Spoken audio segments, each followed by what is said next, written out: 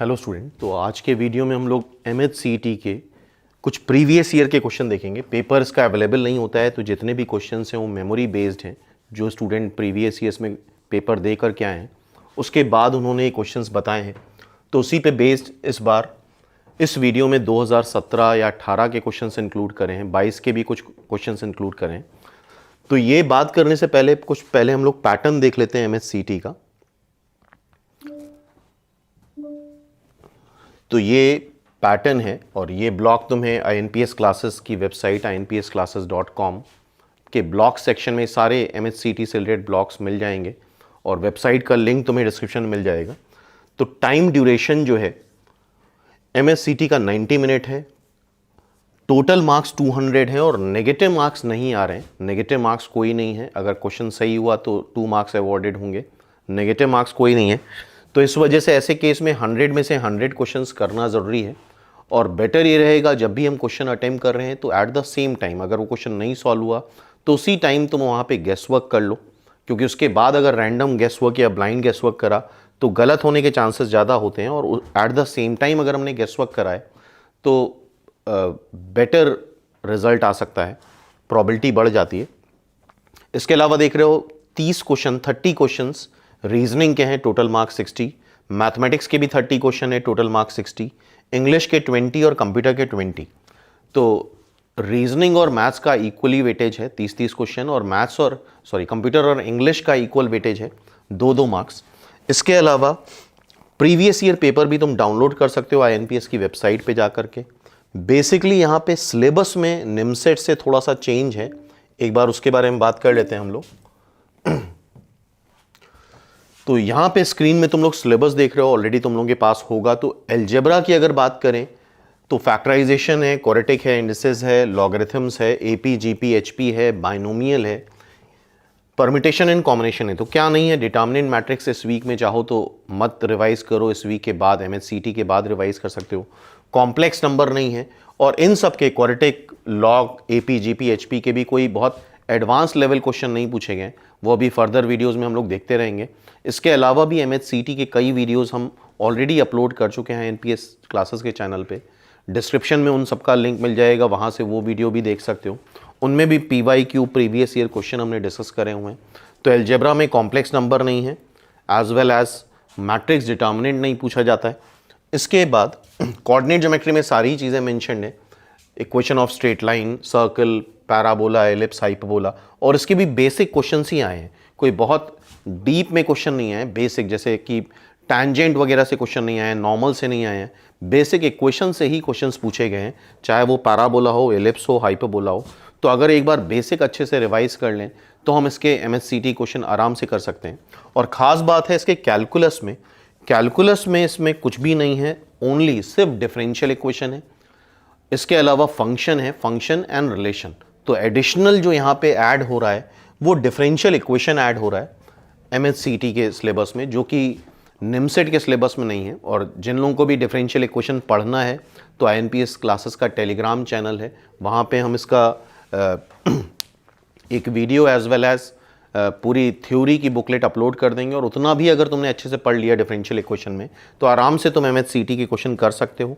इसके अलावा जितने भी PYQ भी हैं, जितने भी प्रीवियस ईयर क्वेश्चंस हैं डिफरेंट ईयर के, वो भी INPS के टेलीग्राम चैनल में मिल जाएंगे और उसका लिंक भी तुम्हें डिस्क्रिप्शन में मिल जाएगा। तो यहाँ पे एडिशनली जो तुम्हें पढ़ना है डिफरेंशियल इक्वेशन पढ़ना है।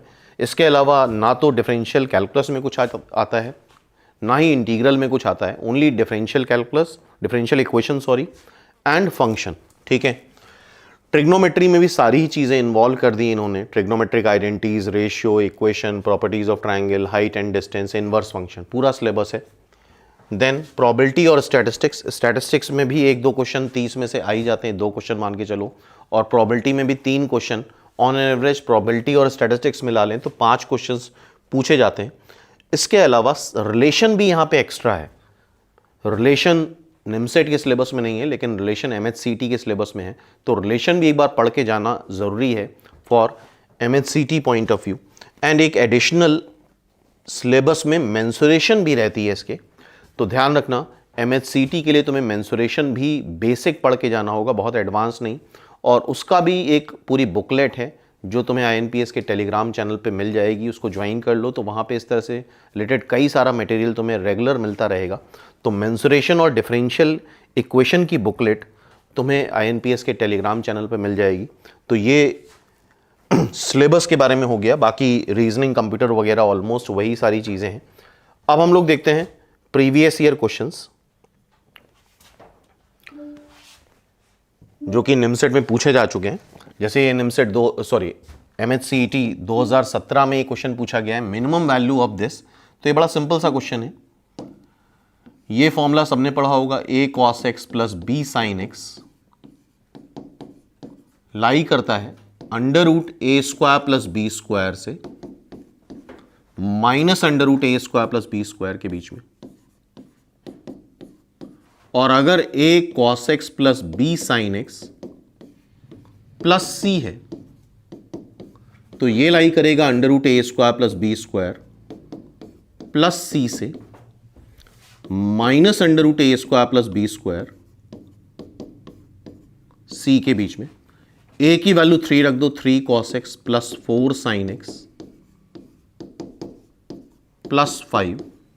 तो ये आ जाएगा under root 3 square plus 4 square plus 5 minus under root 3 square plus 4 square. तो ये 5 माइनस 5, ये जो भी लिखा होगा यहां पे, और ये 5 प्लस 5। तो ये मैक्सिमम वैल्यू 10 और मिनिमम वैल्यू 0। तो यहां पे मिनिमम वैल्यू पूछी गई, तो मिनिमम वैल्यू सिंपली क्या आ जाएगी, D।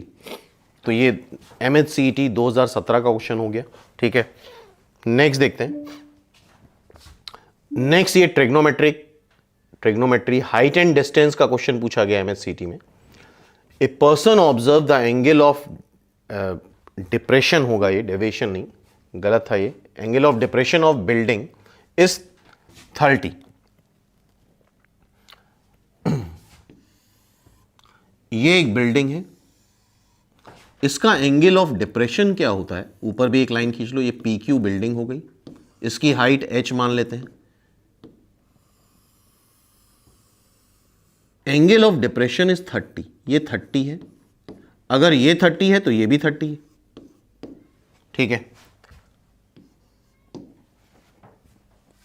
Then person proceed towards building with speed of, उसकी वेलोसिटी है, स्पीड कितनी है, 25 √3 - 1 मीटर पर आवर। ठीक है, आफ्टर 2 आवर ही ऑब्जर्व, 2 आवर के बाद वो कितना चलेगा, इंटू 2 कर दो, तो ये हो गया 50 इंटू इतने मीटर उसने ट्रैवल करा। तब उसका एंगल ऑफ एलिवेशन बिल्डिंग की हाइट से 45 डिग्री है। अच्छा, ये अगर 45 डिग्री है तो तुम्हें पता होना चाहिए tan 45 लगाओगे तो ये भी h आ जाएगा। ट्रायंगल PBQ में tan 45 लगा दो तो PQ upon BQ and that is 1, तो ये भी h आ जाएगा। ठीक है, हमसे हाइट ऑफ बिल्डिंग पूछा है, तो ट्रायंगल PAQ में tan 30 लगा दो, तो tan 30 क्या होगा, PQ अपॉन AQ। tan 30 होता है 1/√3, PQ है h, AQ क्या है, AB plus h, AB plus BQ, h upon AB है 50 टाइम्स √3 - 1 प्लस BQ h। अब इसको पलट दो, 50 √3 - 1 plus h divide by h is equal to √3। 50 √3 minus 50 plus h is equal to √3h। h हमें बताना है, h उधर ले जाओ तो ये आ जाएगा 50 √3 - 1 √3 - 1 टाइम्स h। तो h की वैल्यू आ रही है 50 मीटर, h इज 50 मीटर। ध्यान से देख लो, B इज द आंसर। तो ये भी निमसेट MHCET 2017 का क्वेश्चन हो गया। सिंपल हाइट एंड डिस्टेंस का क्वेश्चन है। नेक्स्ट देखते हैं। नेक्स्ट क्वेश्चन प्रोबेबिलिटी का है। प्रोबेबिलिटी के भी मान के चलो 30 में से 3 क्वेश्चन प्रोबेबिलिटी से आने वाले हैं। ए स्पीक्स ट्रुथ, ए सच बोलता है, इस बात की प्रोबेबिलिटी है 4/5। ए झूठ बोलता है, A telling a lie, is 1/5। B सच बोलता है 3/4। बी झूठ बोलता है 1/4। The probability that they contradict each other when asked to speak on a fact. एक फैक्ट है, उस पर उनको कॉन्ट्रडिक्ट करना है, इस बात की प्रोबेबिलिटी। तो ये तब होगा जब ए सच बोले एंड बी झूठ बोले, या फिर ए झूठ बोले एंड बी सच बोले। और किसी का सच बोलना और झूठ बोलना इंडिपेंडेंट है, तो उनकी प्रोबेबिलिटीज मल्टीप्लाई हो जाएंगी। ए के सच बोलने की प्रोबेबिलिटी 4/5, बी के झूठ बोलने की प्रोबेबिलिटी 1/4, फिर ए के झूठ बोलने की प्रोबेबिलिटी 1/5, बी के सच बोलने की प्रोबेबिलिटी 3/4। नीचे आ रहा है 20 और ऊपर आ जाएगा 7। तो चेक कर लो, 7/20 इज द आंसर। तो ये भी MHCET 2017 का क्वेश्चन है। इससे आइडिया लग रहा होगा किस तरह के क्वेश्चंस पूछे गए हैं प्रीवियस ईयर में। ये एक और क्वेश्चन है, ये स्टैटिस्टिक्स का है। It is for slightly asymmetric distribution mean and median. Mean they रखा है 5, मीडियन दे रखी है 6, मोड पूछा है। तो ये बड़ा सिंपल बेसिक क्वेश्चन है। Mode is equal to 3 median -2 mean. 3 median 3 into 5 -2 into 6, 15 - 12 3। अच्छा सॉरी, उल्टा कर दिया हमने। दिस इज ये वैल्यू अलग है। मीन दे रखा है तुम्हें, सॉरी मीडियन दे रखा है 6 और मीन दे रखा है 5। तो जब इसको सब्ट्रैक्ट करेंगे 18 - 10 दैट विल बी 8। तो मोड आ जाएगा 8। मोड क्या आ गया? 8। तो ये फॉर्मूला पता होना चाहिए। Mode is equal to 3 median -2 mean. Okay, so next question फिर से स्टैटिस्टिक्स का है। और देख रहे हो स्टैटिस्टिक्स में भी बहुत ओवर कैलकुलेशन वाले क्वेश्चन नहीं पूछे गए। Standard deviation of data, standard deviation तुम्हें दे रखा है, जिसको सिग्मा से रिप्रेजेंट करते हैं, SD 6।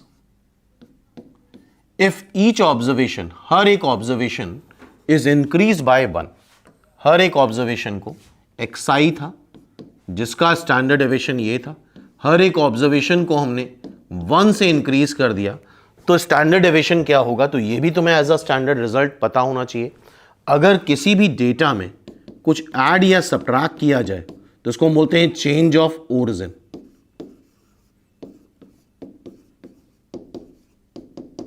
Change of origin does not effect standard deviation. Change of origin से स्टैंडर्ड डेविएशन पे कोई फर्क नहीं पड़ता है। तो पहले भी 6 था, अभी भी 6 रहेगा। लेकिन अगर किसी डेटा में कुछ मल्टीप्लाई या डिवाइड करते हैं तो इसको हम बोलते हैं चेंज ऑफ स्केल। और change of scale effect standard deviation. Standard deviation और वेरिएशन दोनों पे फर्क पड़ता है, बिकॉज स्टैंडर्ड डेविएशन होता क्या है? Under root variance. तो ये सारी चीजें ऑलरेडी हम प्रीवियस वीडियोस में डिटेल में डिस्कस कर चुके हैं। तो जिसको भी स्टैटिस्टिक्स पढ़ना है तो प्रॉपर्ली एक्सप्लोर कर लो INPS क्लासेस चैनल को, तो वहाँ पे ये सारी चीज़ें तुम्हें मिल जाएंगी। तो स्टैंडर्ड डेविएशन में चेंज ऑफ ओरिजिन मतलब कुछ ऐड सब्ट्रैक्ट करेंगे तो कोई फर्क नहीं पड़ेगा, लेकिन हाँ मल्टीप्लाई डिवाइड करने पे फर्क पड़ता है। तो ये क्वेश्चन हो गया MHCET का 2017 का। ये भी क्वेश्चन है, ऑलमोस्ट 2017 के ही क्वेश्चन इंक्लूड करें इस वीडियो में। आगे अभी नेक्स्ट वीडियो जो आएगा उसमें 2019 और 2022 के भी क्वेश्चन इंक्लूडेड हैं। सो नेक्स्ट क्वेश्चन MHCET 2017 का ये है। ये क्वेश्चन तुम क्वांट का भी बोल सकते हो, एप्टीट्यूड का बोल सकते हो, या अर्थमेटिक प्रोग्रेशन AP का बोल सकते हो। 150 workers are engaged to finish a piece of work in a certain number of days. 4 workers dropped the second day, 4 more worker dropped in the third day and so on. मतलब एक काम था जिसको 150 workers को assign करा गया, ठीक है। लेकिन हुआ क्या, पहले दिन तो 150 वर्कर ने काम करा, दूसरे दिन 4 छोड़ के भाग गए तो 150 माइनस 4 वर्कर ने काम करा, तीसरे दिन 4 और छोड़ के भाग गए तो 150 माइनस 8 वर्कर ने काम करा, चौथे दिन 4 और छोड़ के भाग गए। इस तरह से 4 हर दिन भागते जा रहे हैं। तो 150 पहले दिन, दूसरे दिन 150 माइनस 4, तीसरे दिन 150 माइनस 8, चौथे दिन 150 माइनस 12 एंड सो ऑन, ठीक है। It takes 8 more days to finish work now. Let x days, मान लेते हैं x days के लिए इन 50 वर्कर्स को ये काम दिया गया था, लेकिन 4 छोड़ के भाग रहे हैं हर दिन, तो ऑब्वियसली वो काम अब बढ़ता जाएगा डेज में और ज्यादा दिन लगेंगे। तो let x days are required to finish this work when 150 workers are there. 150 workers पूरा काम करते तो लेट से x days रिक्वायर्ड, लेकिन अगर 4 छोड़ के हर दिन भाग रहे हैं तो अब total days x plus 8 days लगेंगे, ठीक है। अच्छा, 150 वर्कर्स इस काम को कर रहे हैं x डेज में, तो हम निकाल लेते हैं work done by 1 worker. 1 worker एक दिन में, वर्क डन इन 1 डे, एक दिन में कितना काम करेगा, तो वो करेगा 1/150x, इतना काम करेगा एक दिन में, ठीक है। पहले दिन क्या था, काम तो एक ही है। पहले दिन क्या था, पहले दिन 150 वर्कर काम कर रहे थे, हर एक वर्कर एक दिन का निकाल रहे हैं। एक वर्कर इतना काम कर रहा है और टोटल वर्कर कितने हैं, 150। फिर एक वर्कर इतना काम कर रहा है और टोटल वर्कर अब हो गए सेकेंड डे में 150 माइनस 4। फिर एक वर्कर इतना काम कर रहा है थर्ड डे में 150 माइनस 8, और ऐसे कितने दिन लग रहे हैं, x प्लस 8 डेज लग रहे हैं, मतलब इतने टर्म्स हो गए, सिंपल, ठीक है। तो अब सॉल्व करते हैं इसको। 150x कॉमन ले लो, ये एक जीपी बन गई जिसमें x प्लस 8 टर्म्स है। x प्लस 8 डेज मतलब x प्लस 8 टर्म्स। जीपी का सम सभी को पता है, सॉरी एपी बन गई, एपी का सम सभी को पता है, n/2 twice a plus n-1d, ठीक है। सो 150x इधर ले आओ,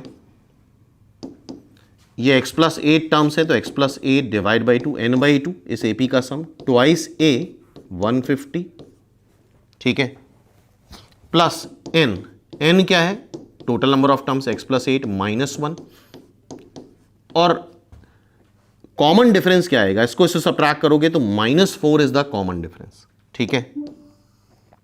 इसको मल्टीप्लाई कर दो, 300x x प्लस 8 300, ये बन जाएगा तुम्हारा x plus 7 -4 times x plus 7, ठीक है। थोड़ा सा कैलकुलेशन है, करना पड़ेगा।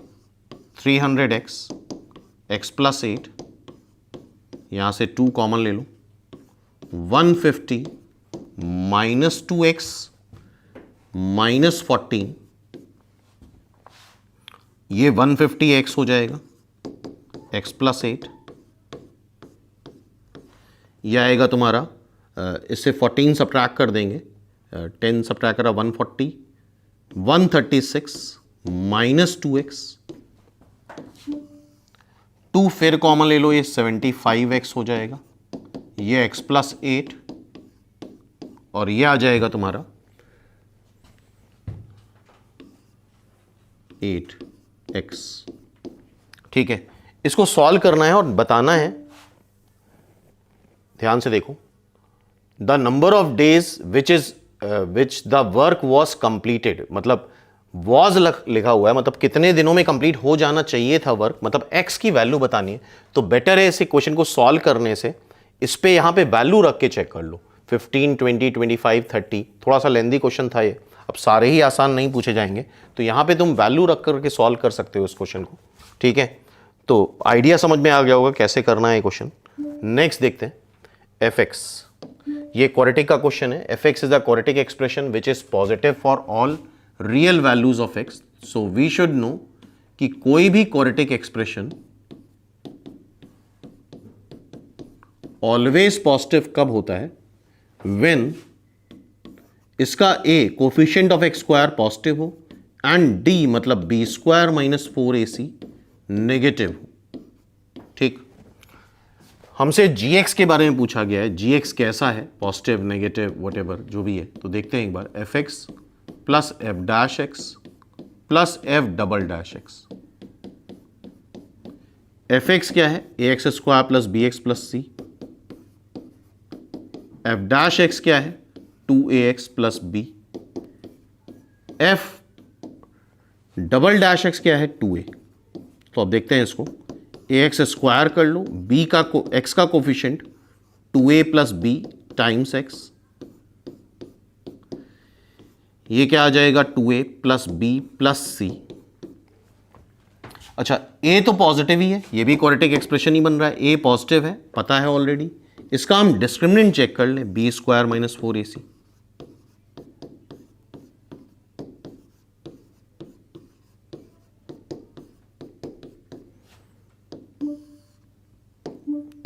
Four A square plus B square plus 4ab minus 8a square minus 4ab minus 4ac।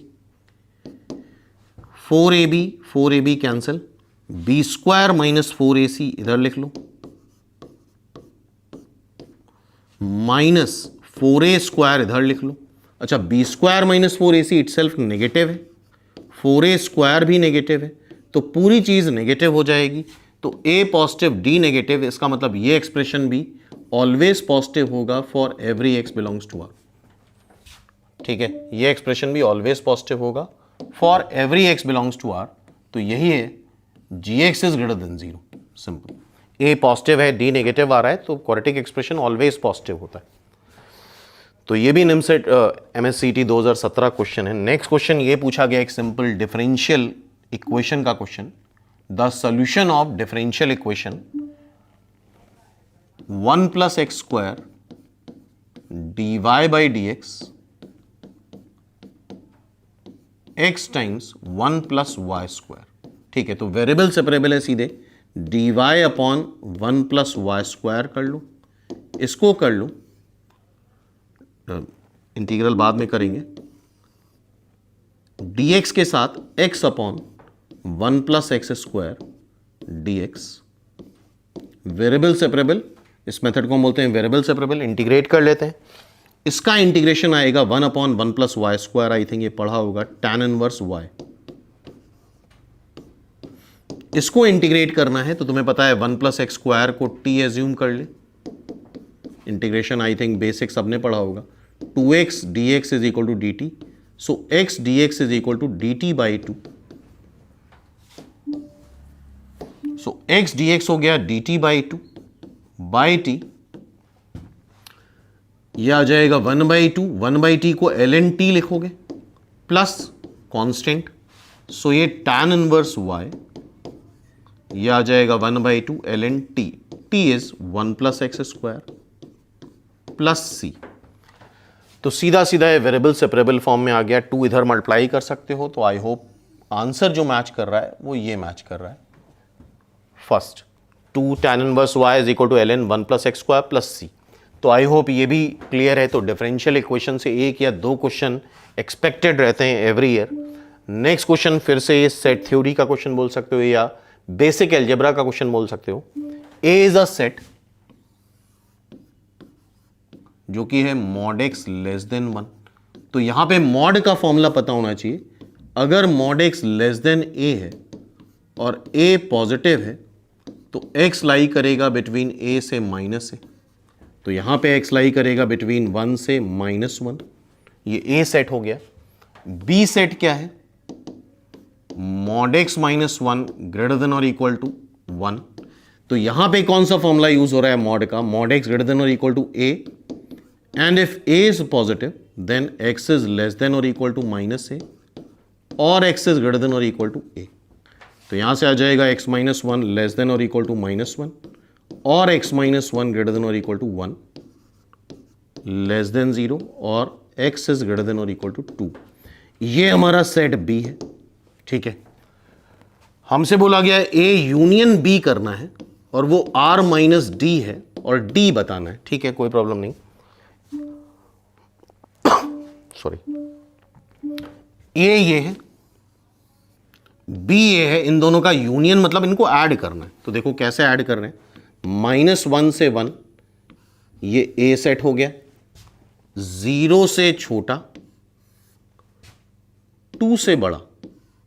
ठीक है, तो यहां पे देखो कॉमन क्या आ रहा है, 1 से लेके -∞ से लेके 1 तक सब कुछ आ रहा है, लेस देन और इक्वल टू 1 से लेके -∞ तक। यूनियन 2 पे भी इक्वलिटी लगी हुई है, 2 से लेके इन्फिनिटी तक सब कुछ आ रहा है। क्या नहीं आ रहा है? 1 से 2 के बीच की वैल्यू नहीं आ रही, तो D क्या हो जाएगा? एक बार ये चेक कर लेना कि 1 से -1 के बीच में है, तो 1 यहां इंक्लूड नहीं होगा, क्योंकि 1 से -1 के बीच में देख रहे हो यहां 1 इंक्लूडेड नहीं है। ठीक है, 0 इंक्लूडेड है, 2 इंक्लूडेड है, 1 इंक्लूडेड नहीं है, तो इसको लिखोगे तुम लेस देन 1। तो क्या इंक्लूड नहीं है? 1 से लेके 2 तक इंक्लूड नहीं है, मतलब D इज द सेट। क्या इंक्लूड नहीं है? 1 से लेके 2 तक का इंटरवल यहां पे इंक्लूडेड नहीं है, तो 1 से लेके 2 तक का इंटरवल यहां पे इंक्लूडेड नहीं है। 1 पे इक्वलिटी है, 2 पे इक्वलिटी नहीं है, hence B is the answer. तो छोटा सा यही कंसेप्ट था कि कहां पे इक्वलिटी लेनी है। ठीक है, नेक्स्ट एक और क्वेश्चन है, ये फंक्शन का क्वेश्चन पूछा गया है MHCT 2017 में फिर से। cos पाई स्क्वायर का ग्रेटेस्ट इंटीजर है,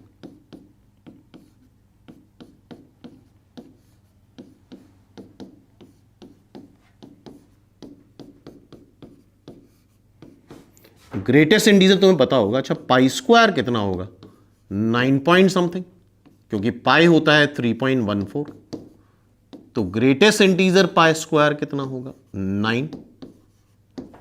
ग्रेटेस्ट इंटीजर पढ़ा होगा सबने। और माइनस पाई स्क्वायर मतलब -9 पॉइंट समथिंग अगर लेते हैं तो ये आ जाएगा -10। सो सिंपल है, fx क्या हो जाएगा? fx हो जाएगा cos 9x, पाई स्क्वायर का greatest integer 9 minus pi square का -10, इससे पहले वाला इंटीजर होता है। So this is finally cos 9x, cos of -θ cos θ होता है, so this is cos 10x। f π/4 सब जगह अलग अलग निकालना है, तो एक बार हम कोशिश करते हैं पाई पे निकालते हैं।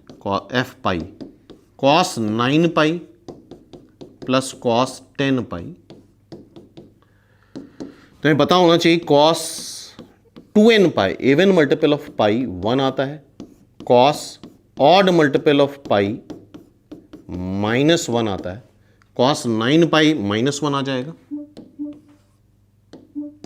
cos 10 पाई 1 आ जाएगा, तो ये 0। f पाई 0 नहीं है, तो ये आंसर नहीं है। f माइनस पाई भी 0 आएगा, बिकॉज cos ऑफ -θ cos θ होता है। π/2 रख के देख लेते हैं।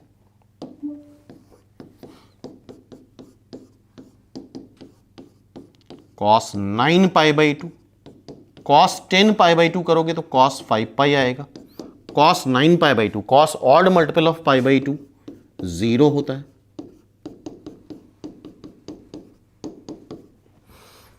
ठीक है, और cos odd multiple of pi -1 होता है, तो ये -1 आ रहा है, it means D is the answer.